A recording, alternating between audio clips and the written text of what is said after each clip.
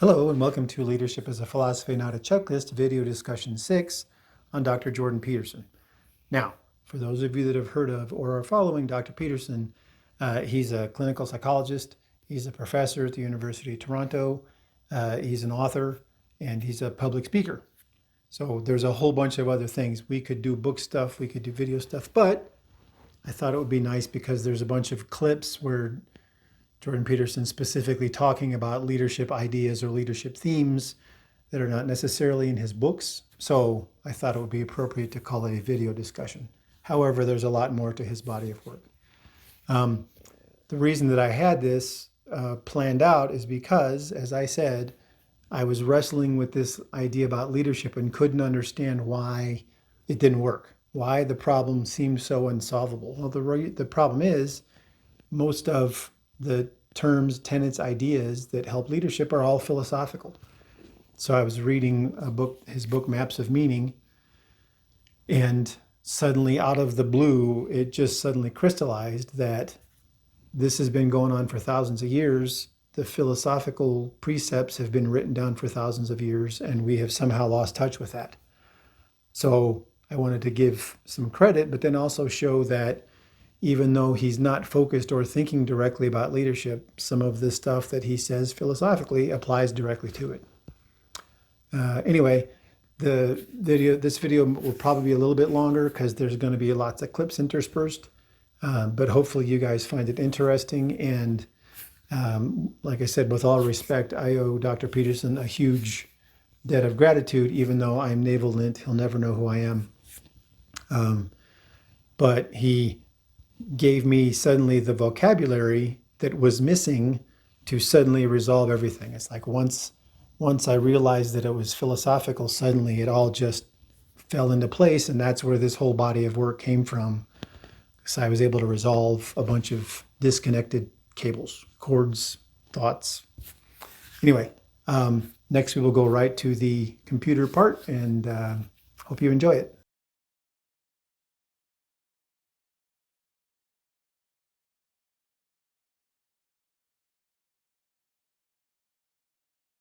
Alrighty, so here we are for not really the PowerPoint portion, because what I'm really going to do is take a bunch of clips and link them together from some interviews with Dr. Peterson or some lectures from 2017, 2018, and I don't think I have a 2019.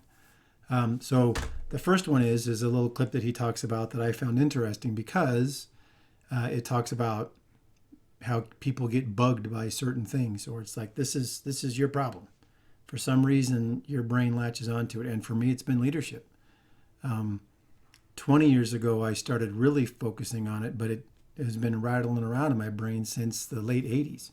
So just a little quick clip to talk about that. And hold on for that one. You got a problem, you see something in the world that's bothering you, you think, well, that's a problem. It's bothering me. Because that's an interesting thing. Not everyone bothers everything. Some things bother each of us. That's your problem. Whatever bothers you, that's like a little marker. I don't know why it emerges. That's your problem. All right. So, like I said, I just love that quote. So, not my problem. Cool. Now, what sort of happened is, like I said, I've been wrestling with this and trying to read books and being frustrated, not understanding. And as I mentioned in the intro, when I first read the book Maps of Meaning, I was going through it and suddenly realized that the Mesopotamians, or the people from 10,000 years ago, basically wrote down who they would voluntarily follow and their attributes. And so it's this ancient wisdom, right? This thing that's been going on for thousands of years that somehow we have lost touch with. So I'm going to show a little clip about actually Dr. Oz asking the question about that. So stand by. How do the archetypal stories that we in our subconscious have? Archetypal questions are the ones that everyone really was trying to ask, even if we can't put words to it right. How do they help us maintain our sanity? And do you think that's part of what we're struggling with right now, that we've lost touch with ancient wisdom, again, part of our collective unconscious, that should be there, should be part of us, that we've distanced ourselves from, either from technology or modern culture, whatever? Okay, so Once again, Dr. Oz asked the question, have we lost touch? Well, what I think has happened, and then I'm going to show a clip of Dr. Peterson talking about that, is that we say, well, this thing or this one thing or four things that this person did or said 500 years ago is not compatible with now, so they're an idiot. Well, here's my problem with that. As we've talked about all the time, let's have some reality. Let's have some consistency. What human being is perfect? What human being says everything correct, quote unquote, all of the time? Nobody. So at our peril, we have people that have been writing down stuff and recording things for hundreds, thousands of years, and now we're going to say that's not useful. You know, how much hubris is that? How much ego? How over the top is that line of thinking? And so another little clip about talking about throwing the baby out with the bathwater. Well, if you're smart, like when I get my students to read Freud, it's like, or Nietzsche.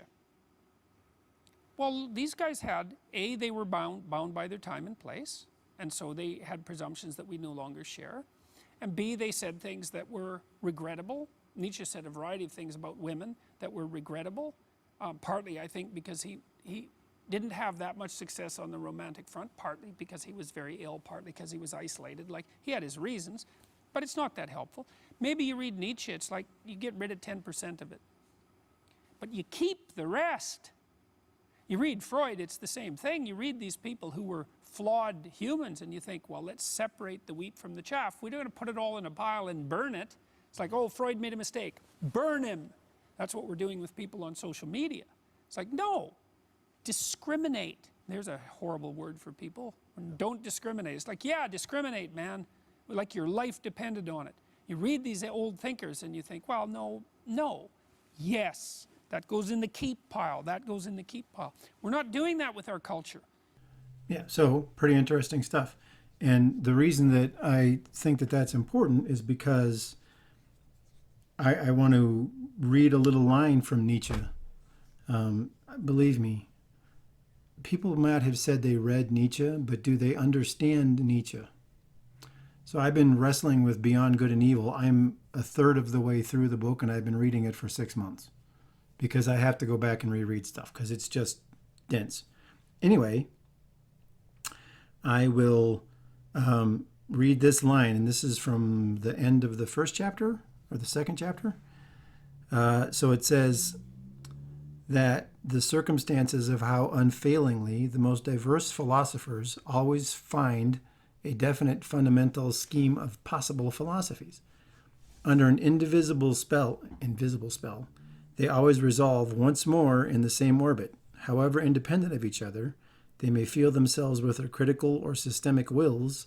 Something within them leads them, something impels them in definite order, the one after the other, to wit, the innate methodology and relationship of their ideas. Their thinking is, in fact, less a discovery than a re-recognizing, a remembering, a return to a homecoming to a far-off ancient common household of the soul, out of which those ideas formerly grew. Philosophizing is so far a kind of atavism of the highest order. The wonderful family resemblance of all Indian, Greek, and German philosophizing is easily enough explained. And then it goes on. But here you go, you got Nietzsche saying, hey, are we really that brilliant, or are we just rethinking old stuff? I apologize, I was reading off of my phone. So there you go. So we've got the fact that there's ancient wisdom about leadership. Good. Next, we're going to talk a little bit about the personality traits or some of the characteristics of leaders. So I've got a couple clips that we'll go through about that real quick. That's also interesting too. You know, I've talked to lots of business people about leadership, and there's a literature on leadership, but it's not a good literature. It's pretty shallow.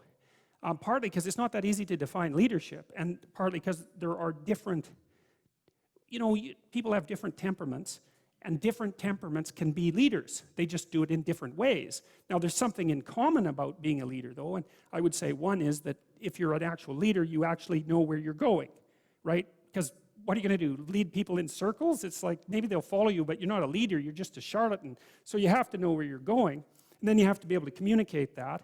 And then people have to trust you, so you actually have to be honest, because people aren't that stupid, at least not for a long period of time.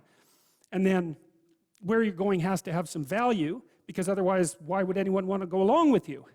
So, and then you might say, well, what are the attributes then that make you a leader? And I would say, well, they're characterological, fundamentally. And this is not naive optimism or casual moralizing. It has nothing to do with that. You know, we know, for example, that conscientiousness, the personality trait, is a good predictor of long-term success in most occupations, not all, but most, and that one of the things that's associated with conscientiousness is that people keep their word, they're trustworthy. And that's certainly one element of a leader, especially across any reasonable amount of time. You have to be able to trust the person. They can even be harsh, right? It doesn't matter, because you can see harsh leaders and kind leaders. But as long as they do what they say they will do, then you can follow them, and you know that the future payoff is secure, something like that. So the idea that characterological development is more important to leadership than primogeniture, I think that's the right word, primogenesis, anyways, being a firstborn, that's a very crucial psychological realization, that it's characterological development that makes you favored of God. You know, and I do think we've forgotten this in many ways, because there isn't a lot of emphasis in our education system on characterological development. And that's very, very surprising to me. I think maybe it's partly because in our fractured society, we can't agree on what constitutes a reasonable characterological goal. So interesting. Once again, this was during his biblical series that he did in 2017. And he basically says that in order to be a leader, you have to have integrity. Hey, we got that. And then good character. I'm going to talk about character because I keep hearing that word get thrown around, but it's what character, right? You can have all sorts of character, but what character makes you a leader? So I think it's the philosophy. It's humility, integrity, empathy, vigilance. At the end, when he said, you know, we haven't settled on what's a good example. Well, I think that the Taj video that I did about the people that they look for, they're looking for good people. Good people have humility, have integrity, have empathy, and pay attention. Those are the 4 characteristics of what would make you a good leader, right? And those are the employees that they pick at the Taj, even if they're not in leadership positions. So another great example. And, you know, obviously the vigilance is knowing where you're going, knowing what you're doing, having a goal, right? Attenuating the competence and environmental hierarchy, attune, good grief, competence and environmental hierarchies in pursuit of a goal. So that was one. Now the next one I'm going to show, I want to be perfectly clear, the next clip I'm going to show, I'm pausing the screen because you have to pay to get this personality course. This is not available for free on YouTube. So I'm going to show the audio with the frozen screen because I don't want to get in any sort of copyright infringement problems. And so it's going to be the frozen screen with just the audio. So don't think that the computer's broken. All right? So we'll get on with that one next. Assertive people, there's an element of what people often describe as leadership there. Now, there is a literature on leadership, but maybe leadership is a personality trait. It seems quite probable, and if it's a personality trait, then it's either one of the big 5 factors or some amalgam of them.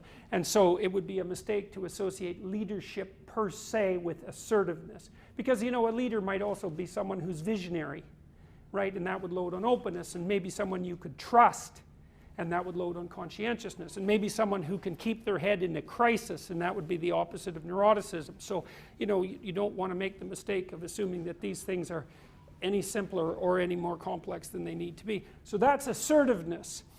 Okay, so I'm sure that you're going to understand why I think that's so significant is because he mentions 3 of the 4 talking about the big 5 personality traits. He says it's either its own personality trait or it's an amalgam of the others. Well, I still think that high in assertiveness, openness to experience, high in intellect, and low in neuroticism are the characteristics of somebody who's got a personality suited for leadership, at least a good personality, because you can have somebody that's got the leadership talent and assertive and open to new ideas and completely paranoid and neurotic, and therefore is leading everybody down this terrible path. But once again, he mentions those as a thought, but he wasn't focused on it. I'm sure that if you locked Jordan Peterson in a room and said, I want you to think about nothing but leadership for 6 months, he would put all this stuff together. It's just not his focus, right? It's not his problem. So next is going to be a couple of clips from this thing called Big Think, where he talks more about the leadership literature and a couple things about how to set up an organization. So stay tuned for that. This touches on the psychology of leadership too, which is a mess, by the way. Well, what's the fundamental characteristic of a leader? Well, here's one. A leader is someone who knows where he or she is going. Well, that'd be the first thing, is like, how are you going to lead unless you have a destination? Okay, well, a destination implies an ethic. And then you need to be able to communicate that. And you communicate your destination with a story. Now, if I want to motivate people, and that's not the right way to think about it, because you shouldn't want to motivate people. That's management idiot speak, that is. What you should do is figure out something that's worth doing, right? That you really think is worth doing. Something that you would actually commit a substantial proportion of your life to. And you should have deep reasons for pursuing it. And then if you're a leader, well, first of all, you have that established, but the second is that you can communicate that. Okay, and then you communicate that in a manner that also appeals to other people's sense of purpose. So, of course, that's another great example, right? Leader has to have competence, environment, goals. So he's talking about, got to have a goal so you know what you're doing, got to go find the people to inspire them, but basically it's not inspire them, it's show them the value that they're going to have if they cooperate willingly with the work. So all great stuff, right? The one thing he didn't talk about was creating an environment, but that's this next clip. It's going to talk about if you have an environment based on fear and tyranny, then it's not going to perform as well as an organization that has things set up for mutual benefit, all right? So another little quick clip that we'll talk about. Now, if you're going to set up an organization, you can set it up on authoritarian lines. But then you're basically compelling people to perform with punishment and fear. It's better to motivate them positively. And the way you do that is say, look, here's the goal. Here's your role. Here's what this will add to your life practically and in terms of, say, significant engagement and involvement. And then if you can do that, people will, with certain other preconditions in place, competence, for example, and a certain amount of conscientiousness, then people will participate in the game voluntarily. You don't have to overlord them. And so that's well, and if you have any experience in the world at all in complex processes, you know that that's the optimal circumstances under which to engage with other people. Right. So there you go, right? So we're going to have a goal. We have people that we need to make sure that they're aligned to those goals. And then we have to create an environment where people aren't being harassed. Leadership definition, attune, competence, environment, goals. So once again, he's just stated all of that stuff. And everybody knows that's true, right? You go to work where you know that you're going to be taken care of and protected, and you can make mistakes, obviously not catastrophically horrible and willful mistakes, but you can make mistakes and you can tell people that things need to get fixed. You're happy to go to work. You'll do it for less money. You'll do all these other sort of things because you enjoy that sort of a thing. Well, that's the identification, or that's the characteristics of a great leader. So next, I'm going to show a couple of times where he talks about the consequences of what happens if you don't put the most competent people in position, and the detriments that you can have if you have bad leadership. And these are going to be in a couple of different clips. So stand by for those. Replacing a management team at a medium to large size corporation.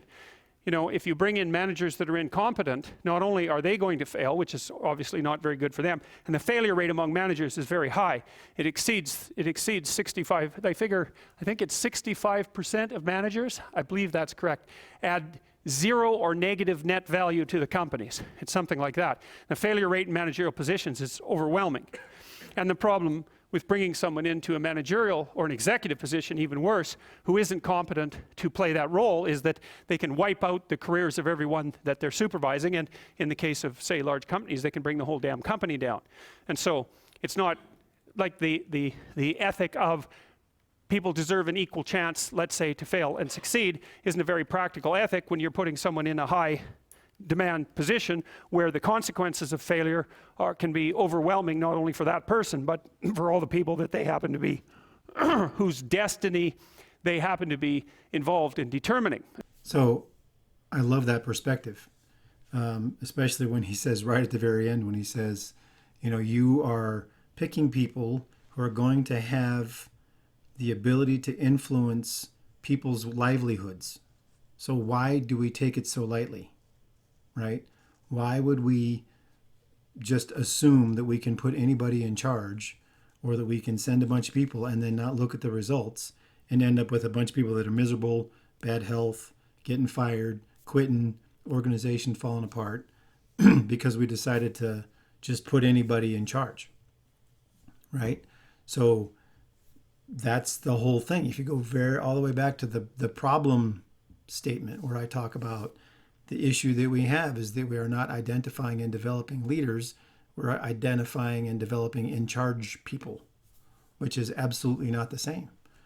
And so why would you not focus a bunch of resources or spend a bunch of time or take the risk, or not the risk, but put in the actual effort to pick somebody who's going to be a good leader, somebody who's going to have humility, integrity, empathy, vigilance, have the talent, and have the personality traits to be somebody who's beneficial for your organization. Why would you not do that? I don't understand. That's been my problem, right? That's the problem. Why do we know all of this, everything that he's saying? There's nothing new about what Jordan Peterson's saying. There's nothing new about what's been said for thousands of years. Why do we keep doing it? Explain it to me. I'm sorry, I'm going to get frustrated. Anyway, next is a clip about competence. So we will show, or not competence, but suitability for a job. So we will talk about that. That's next. Useful to know with regards to your own personality, and partly also why you might want to know what it is that it's a lot easier to adjust the job to you than to adjust you to the job.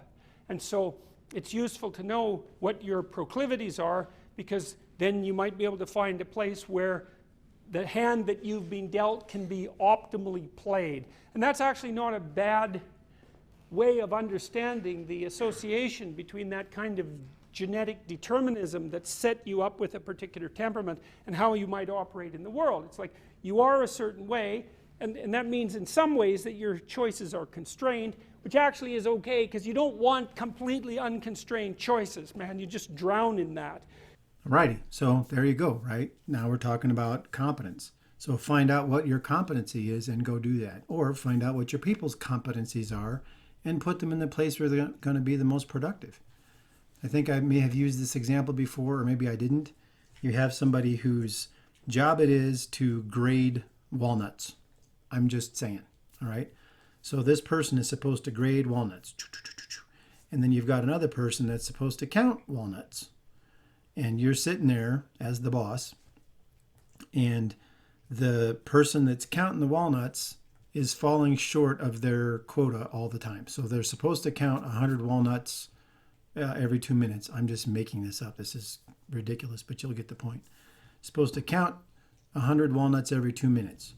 And you go to them and say, why are you not able to meet your stupid quota? And the person says, well, you know, I keep getting these walnuts that have little cracks and they're defective and they're a problem. Okay, so what's the answer? You fire the guy because he can't count the walnuts? Or do you say, hey, obviously you have greater attention to detail than the quality control person that's supposed to check them for flaws, so why don't I swap you? Because clearly that person that's just counting for a number, you know, they're just grading to grade to grade to grade. They're not paying attention to quality.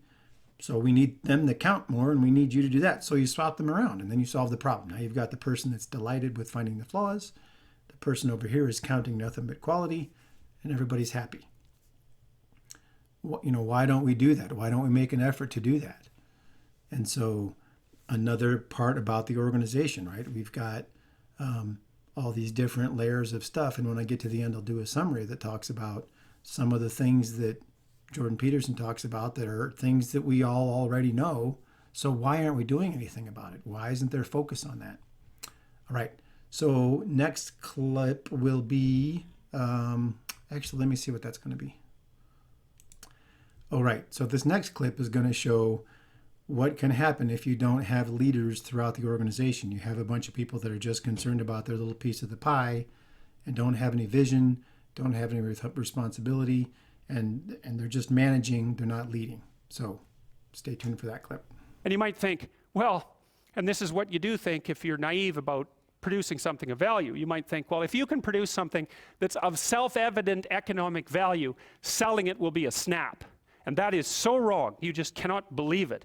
So one of the things we found, which was really mind-boggling to me, was that you could make a case that the probability that a company will use a test that predicts performance, the probability that they will use the test is inversely related to the accuracy of the test, which basically means that the less accurate tests are easier to sell.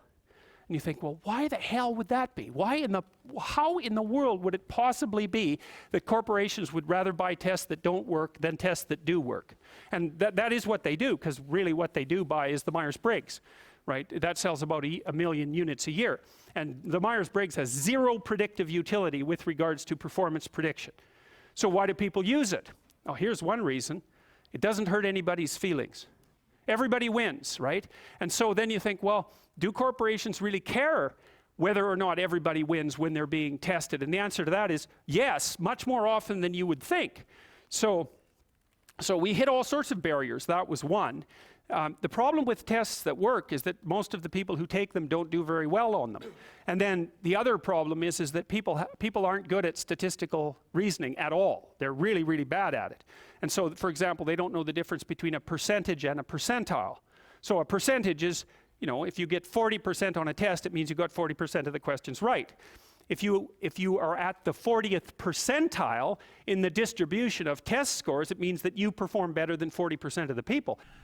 So I put that example in there because he talks about the fact that they had him and his fellow college professors had developed a way to identify personality and psychological predisposition to become leaders and managers.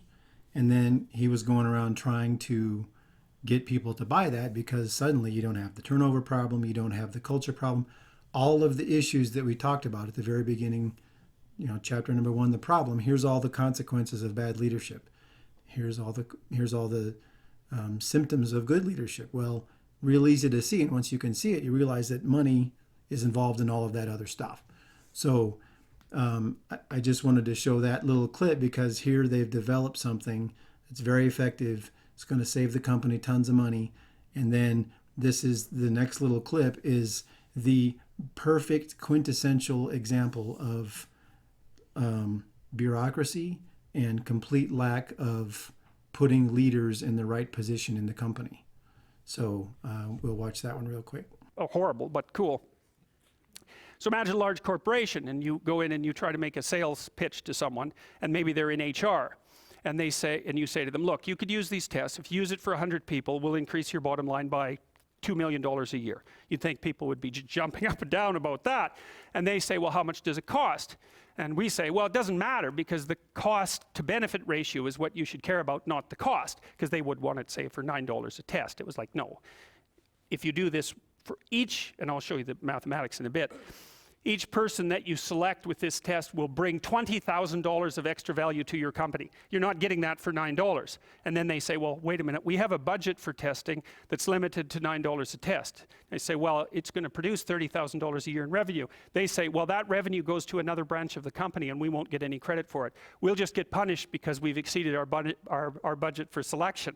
I thought, oh yeah, never expected that to come up as an obstacle. So yeah, there you go. Right. So, I know and this probably is going to sound more negative than it should, but it's a statement of fact. So, if you're out there and you think that your organization is so flexible and so agile and so leaning forward, are those the policies that you have? What if there had been an actual leadership type, a leadership person instead of a manager in that HR department, right? If the leader had gone, oh my goodness, I see the value, I understand what's going on, let me go get somebody who can give me an increase in budget, or let's go talk to another leader, because they can see, right? They're paying attention. They have humility. They have empathy. They realize what's going to happen. They've also got the talent. Oh my goodness, if we can reduce turnover, increase the culture, we can do all of these good things. If I do this test that might cost a little bit of money, then, and I've never seen the tests. When I watched this video, I lost my mind because I want to see what the product is, because I would be fascinated to see what it is.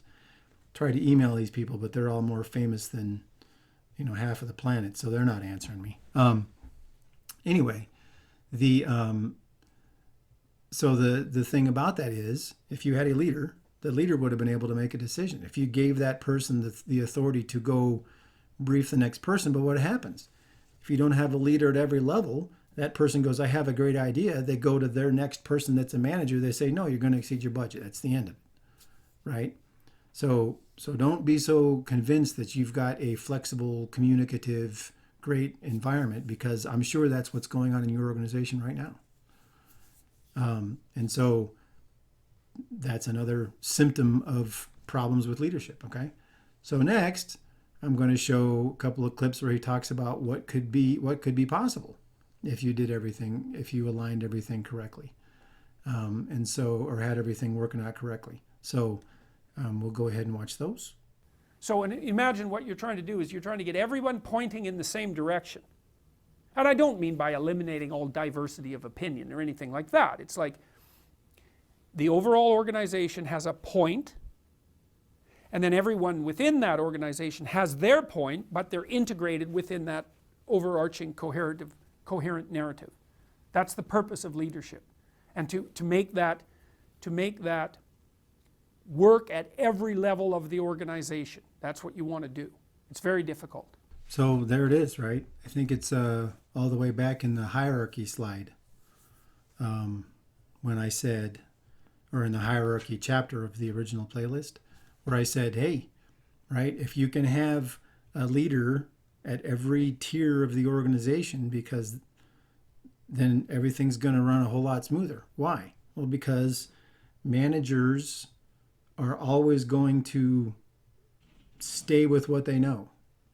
And a leader is going to say, oh, we've got a way to do this better, and it's okay. It might be risky, it might be scary, it might be frightening, who knows? But we're going to give it a try. And remember, I talked about that. I made the little pyramid and all that sort of stuff, which I love, because I just found this video, even though it was in 2018, I just found it when I was doing research or when I was going to make this one. So very interesting that he's saying the same thing. And if you can have that, so then what do you have, right? We've talked about it a bunch of times. You've got a bunch of hierarchies, and if nobody's keeping an eye on them, they're going to become stale. People are going to become corrupt. People are going to be in charge that maybe shouldn't be. And a leader is going to attune that. Leader's going to check, keep an eye on all that sort of stuff. And then if you have a leader at the next level, they're going to do the same thing, but they're checking here and they're checking down here and they're checking on a leader. And so the higher up you go, the more checking you should do and the less crazy action you should do. But you still have leaders.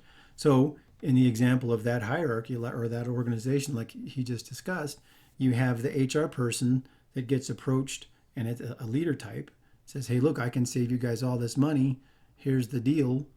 That person now has a leader to go talk to all the way up to the top and say, we need to get this done, because then it will happen right away. But if you start going through checklists and bureaucracies and systems, there's going to be 19 people that say no, instead of a person that goes, holy moly, this is going to be worth the effort, right? We're going to put in, I don't know, like I said, I've never seen these tests, but we're going to put in $10,000 worth of effort and get $2 million in reward at the end of the year.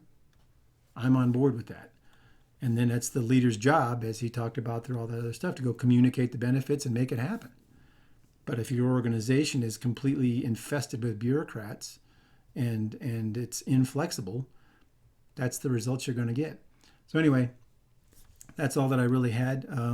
I just wanted to show these examples of what Dr. Peterson has said, and there's hundreds and hundreds of hours of him being, talking about a whole bunch of other stuff. These are just the things that I noticed where he talked about leadership. The frustrating part to me is there's one video he did, and I can't remember where it was. I looked, but he was making fun of how managers are all different. And he said, and everybody in the audience laughed, and he said, "No, I'm serious. I was at this place where I was trying to help the manager." Obviously, he was using the wrong word. And the manager was just sort of standing over on the side of the room where everybody was working and just kind of standing there looking around. He wasn't doing anything. I said, "Well, right, but why is that?" And then he said, and everything was working. Everything was humming along. Everything was going great. Well, why is that? Well, that's because the person he was looking at was a leader, not a manager. Because a leader, if the goal and the environment and the hierarchies and the competencies are all attuned, you don't have to do anything. You just go and check. And if all your checks are good, go have coffee. Right? You're there for when the chaos breaks out or when things get out of tune. And I wish I could find that thing, because it was just, to me, it was so, I wanted so bad to say, "Dr. Peterson, it's because that's not a manager. You're looking at a leader," which goes back to the definition, right? But once again, not his problem. Anyway, I want to close out with one little clip that I just think is great. And that will be the end. So thank you so much for your time. As always, I appreciate your patience. And this did go a little bit long, but I think it's worth it if you go and do your own research, follow all these links down the rabbit hole, because it'll really expand your thoughts. It's musical. Musical. Sure. It's Multiple layers. You bet. It's like, maybe it's a Strauss waltz, eh? It's beautiful. And you're dancing with someone you love. And the orchestra is being conducted, and everyone's dancing around you, and everything is stacked up harmoniously. It's like you're winning at every level, simultaneously. That's where the maximal meaning is. It's like there isn't anything better than that. Why would you pursue anything else? You want to win at every level. And that means that not only do you win, but the fact of your winning is related integrally to the fact of everyone else's winning. That's a perfect game. It's like, not only are you winning, so is everyone that's playing with you. It's like, great. And that is, and I believe we're wired for that to be a meaningful experience. Yep. So like we said, music and harmony, right? So all of this stuff is a creative enterprise. Anyway, next, so these are the two books. Maps of Meaning is sort of like Nietzsche. I've listened to it twice and read it once. And then 12 Rules for Life is another book by Jordan Peterson. I didn't put the thing on here. This is not sponsored. I said, like I said at the very beginning, I give Jordan Peterson a lot of credit for saying things or bringing things to light that suddenly crystallized my thinking. Anyway, yeah, that's that. And so Maps of Meaning is definitely worth reading, because it just gives you some perspective. And 12 Rules for Life is a great book because it connects us with the ancient wisdom again. Anyway, have a great day, and hope you enjoyed this video.